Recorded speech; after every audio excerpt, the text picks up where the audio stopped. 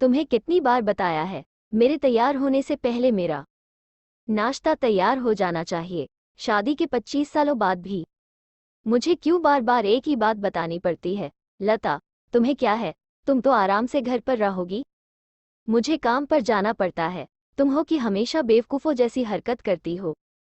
अगर तुम ये जानबूझकर करती हो तो याद रखना, मुझसे बुरा कोई नहीं होगा।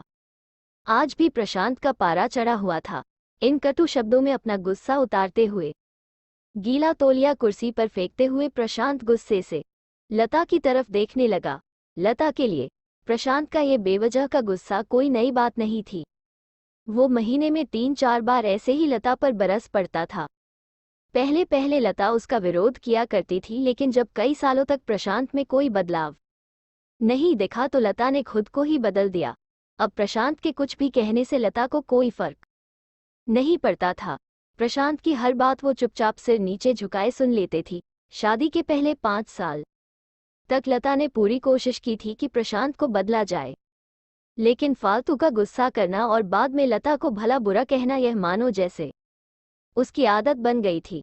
कोई भी वाद विवाद होता तो प्रशांत सीधा लता को बोल देता, अगर मैं तुम्हें अच्छा नहीं लगता तो क्यों नहीं चली जाती? अपने मायके क्यों रहती हो मेरे साथ? इतना सब कुछ होने के बावजूद लता प्रशांत के साथ रहती थी क्योंकि उसे अपनी बेटी की फिक्र थी। और वो जाती भी तो कहा अपने बूढ़े हो चुके माँ बाप को इस उम्र में परेशान करना वो नहीं चाहती थी। समाज और लोग क्या कहेंगे, ये भी तो उसे देखना था।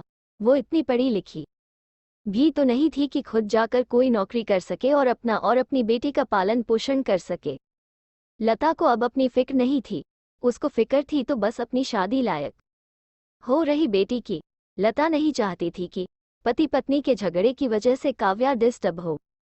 काव्या की पढ़ाई पूरी हो चुकी थी, उसके लिए अब शादी के रिश्ते आने लगे थे। कई रिश्तों को काव्या ठुकरा चुकी थी। 2-3 महीने बाद एक अच्छा रिश्ता आया। रिश्तेदारों और पहचान के लोगों ने भी लड़के के बहुत गुणगान किए थे। प्रशांत एक शाम अपनी बेटी के पास बैठकर उसे बताने लगा, काव्या बहुत अच्छा लड़का है, पढ़ा लिखा है, बड़ा घर है, बहुत अच्छी नौकरी है। ऐसे रिश्ते बार बार नहीं आते बेटा, इस बार मना मत करना। काव्या अपने पिता से ज्यादा बात नहीं करती थी। शायद डरती थी या शायद नफरत करती थी, लेकिन आज वो अपनी पूरी हिम्मत इकट्ठा कर बोली, मुझे अभी शादी नहीं करना है पापा, मैं नौकरी करना चाहती हूँ, खुद अपने पैरों पर खड़ी होना चाहती हूँ। हाँ तो उसमें क्या बड़ी बात है, मैंने लड़के से बात की है, वो तुम्हें किसी बात के लिए नहीं रोकेगा। तुम शादी के बाद भी नौकरी कर सकती हो, वो तुम्हें नौकरी के लिए परमिशन दे देगा। प्रशांत बोला, मेरा नौकरी करना या ना करना उसकी परमिशन पर क्यों डिपेंड रहेगा पापा? काव्या ने पूछा। मैं कह रहा हूं ना, तुम्हें किसी भी चीज की कमी नहीं होगी। ऐसे रिश्ते बार बार नहीं आते, इसे ठुकरा मत, बहुत खुश रहोगी तुम वहां। प्रशांत बोला, पापा क्या मैं उतनी ही खुश रहूंगी जितनी मम्मी इस घर में खुश है? काव्या ने तंज कसते हुए कहा, आज तुम्हारी जबान कुछ ज्यादा नहीं चल रही। प्रशांत गुस्से से आंखें बड़ी करते हुए बोला, पापा मुझे शादी ही नहीं करनी है, क्योंकि शादी के बाद अगर वो लड़का आपके जैसा निकला तो मैं क्या करूंगी? मुझे आपके जैसा जीवन साथी नहीं चाहिए जो बिना बात के मुझ पर हमेशा चिल्लाए। मुझे कुछ भी अपनी पसंद का लेना हो तो 10 बार सोचना पड़े, कहीं वो नाराज ना हो जाए। मेरी तबीयत कैसी भी हो उसे परवाह ना हो। रोटी थोड़ी सी मोटी बन जाए तो घर सर पर उठा ले, उसकी चेकबुक ना मिले तो भी मेरा ही दोष निकाले, और हर छोटी मोटी बात पर मुझे मायके जाने के लिए कहे। काव्या ने अपना दिल खाली करते हुए पापा से सब कह दिया। प्रशांत का गुस्सा 7वें आसमान पर था, लेकिन उसके मुंह से एक भी शब्द नहीं फूट रहा था। वो काव्या की बातें सुन रहा था। काव्या उतना ही बोलकर चुप नहीं हुई। आज पहली बार वो अपने पापा के सामने इतना कुछ बोल रही थी। पापा, आपने माँ के साथ हमेशा गलत व्यवहार किया है। आप अपने ऑफिस का गुस्सा बिना सोचे समझे माँ पर उतार देते हैं, कभी इस बात की परवाह भी नहीं करते कि उन्हें कैसा लगता होगा। आपकी बातें सुन सुन माँ ने अपना स्वाभिमान खो दिया। प्रशांत आज पहली बार अपने किए बर्तावों को महसूस कर पा रहा था। वो इतना ही बोल पाया, जो तुम्हारा मन है वो करो, मैं तो इतना बुरा हूं ना?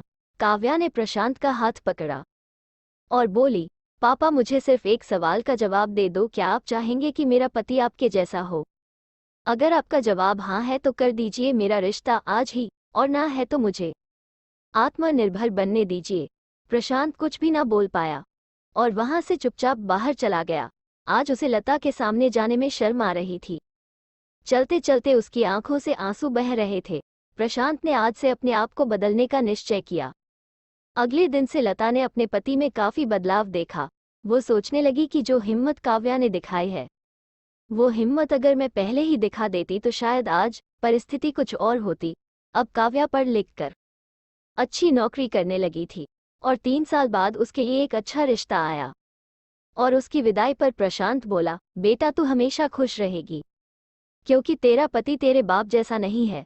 प्रशांत की यह बात सुनकर लता और काव्या की आंखों से आंसू बहने लगे। दोस्तों, हमारे समाज में औरतों को भले ही देवी का दर्जा दिया जाता है, लेकिन वो स्वतंत्रता नहीं दी जाती जो उन्हें देनी चाहिए।